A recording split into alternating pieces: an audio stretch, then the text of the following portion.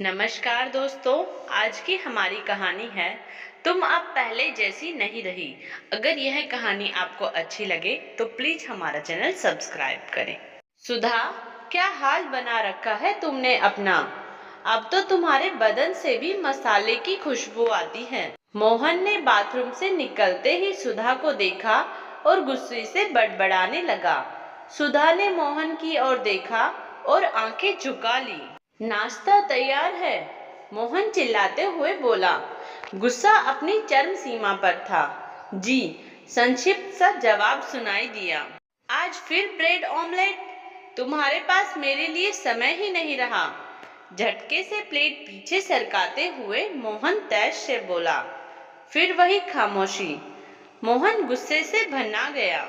Tiffin भी रहने दो, ऑफिस में ही खा लूंगा, कहते हुए मोहन ने गाड़ी की चाबी उठाई और तेजी से निकल गया। रास्ते भर मूड ऑफ रहा। ऑफिस में पहुंचकर बिजी हो गया तो सब भूल गया। लेकिन शाम होते होते फिर वही कोफ्त। घर तो जाना ही पड़ेगा। जैसे ही गाड़ी में बैठा कि माँ का फोन आ गया। अनमने मन से फोन उठाया। न उठाता तो माँ चिंतित होकर बार बार फोन करती ही रहती। हेलो। हाँ मोहन, कैसा है बेटा? माँ ने फोन उठाते ही हमेशा की तरह पहला प्रश्न पूछा। ठीक हूँ माँ, मोहन ने खुद को संयत करते हुए जवाब दिया। पर माँ तो माँ होती है ना। एक पल में माँ ने भाप लिया कि मोहन के मन में कोई तो उथल पुथल मची हुई है। और सुना, बहू बच्चे ठीक है?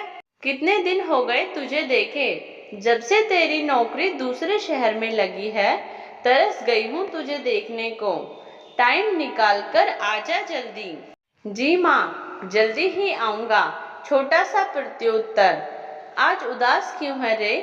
माँ से पूछे बिना रहा न गया। माँ के प्रेम का जरा सा सहारा पाते ही आक्रोश का ज्वालामुखी सा फूट पड़ा। माँ, वक्त के साथ सुधा में बहुत बदलाव आ गए हैं। अब कुछ भी पहले जैसा नहीं रहा। ना तो अब वो मेरा ठीक से ध्यान रखती है, ना मेरी पसंद नापसंद का ध्यान रखती है। और तो और मेरी पसंद का खाना तक बनाने का समय नहीं रहा अब उसके पास। माँ, I am fed up now. Mohan के मन में चल रही सारी उमड़ घुमड़ एक ही झटके में उबल पड़ी। माँ ने ध्यान पूर्वक मोहन की सब बातें सुनी और फिर पूछा, और तू नहीं बदला क्या? सच बताना, क्या तू सुधा को पहले की तरह समय देता है? पर माँ, मोहन को एक पल को कोई जवाब ना सूझा। माँ ने गहरी आवाज में अगला प्रश्न दागा। क्या तू उसे घुमाने, सिनेमा दिखाने या पहले की तरह शॉपिंग कराने लेकर जाता है? माँ, उसके पास तो टाइम ही नहीं है। यही तो सबसे बड़ी प्रॉब्लम है बेटा।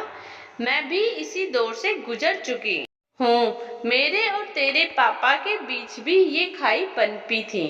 दूरियां इतनी बढ़ गई कि पर समय रहते तेरी दादी ने सब संभाल लिया। क्या? मोहन जैसे पलक झपकना ही भूल गया। बेटा, बच्चे होने के बाद पत्नी एक माँ भी होती है। घर और बच्चों की दोहरी जिंदगी जीते जीते एक पत्नी खो सी जाती है। पति शायद इस बात को उतनी गहराई से नहीं समझ पाते। उन्हें तो बस अपने हिस्से का समय चाहिए होता है। माँ, याद है जब हम सब साथ रहते थे तो मैं किसी न किसी बहाने से तुम दोनों को बाहर भेज देती थी और बच्चों को खुद संभाल लेती थी। पर दूसरे शहर में जाकर बहू को किसका सहारा है? और फिर तू भी उसका साथ नहीं देगा तो कौन देगा मोहन बेटा? माँ की बातें पल्ले पड़ने लगी। उदासी के घने बादल छटकने लगे।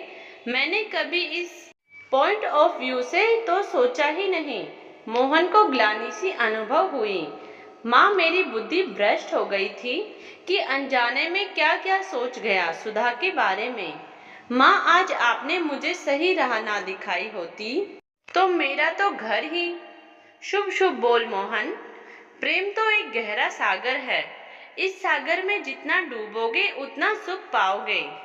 माँ, थैंक यू। शर्मिंदगी सी महसूस हुई मोहन को, पर माँ ने अपना रोल बखूबी निभा दिया था। और उथल पुथल का कीड़ा मोहन के मन से निकाल फेंका था। सदा सुखी रहो मेरे लाल। जी माँ। मोहन की आवाज में लरजती खुशी की लहर महसूस कर चुकी थी माँ। घर पहुँचते ही मोहन ने ऐलान कर दिया, जल्दी से तैयार हो जाओ, आज डिनर बाहर ही करेंगे और आराध्या आज तुम्हारी पसंद की आइसक्रीम भी खाएंगे। पर मैंने तो खाना बना लिया, आप सुबह भी बिना कुछ खाए चले गए। सॉरी मोहन जी। सुधा की रुआसी आवाज और लाल आंखें बता रही थी कि वह बहुत रोई होगी आज। सॉरी तुम्हें नहीं, मुझे कहना है तुमसे। तुम्हें बहुत इग्नोर किया इतने दिन, अब और नहीं। मोहन सुधा की आंखों में झिलमिलाते आंसुओं को जैसे पी जाना चाहता था। जाओ जल्दी से मेरी पसंद की नीली शिफॉन की साड़ी पहनकर तैयार हो जाओ, और हाँ रेड लिपस्टिक ही लगाना। अब दोनों के साथ साथ बेटी आराध्या की मुस्कुराहट देखने लायक थी। दोस्तों, आज की युवा पीढ़ी यही कर रही है जो आगे जाके डिवोर्स का कारण बनती है। एक दूसरे को समझते नहीं है। आप हमें अपनी राय कमेंट्स बॉक्स में जरूर बताएं। धन्यवाद।